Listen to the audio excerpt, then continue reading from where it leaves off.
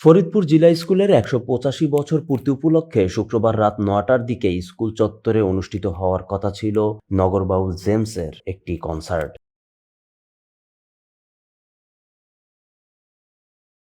আয়োজক কমিটির অভিযোগ, বহিরাগতদের অনুষ্ঠানস্থলে ঢুকতে না দেওয়ায় স্কুল বাউন্ডারির বাইরে জনসাধারণ ইটপাটকেল নিক্ষেপ করে মঞ্চ দখলের চেষ্টা করে। পরে জিলা স্কুলের শিক্ষার্থীরা প্রতিরোধ করলে বহিরাগতদের সাথে তাদের ধাওয়া পাল্টা ধাওয়া ঘটে।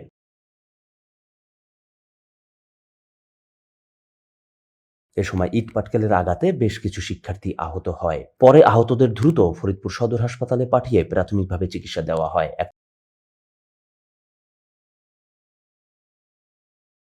এক পর্যায়ে রাত ১০টার দিকে আয়োজক কমিটি ফরিদপুর জেলা প্রশাসকের নির্দেশে জেমসের কনসার্টটি বাতিল ঘোষণা করে।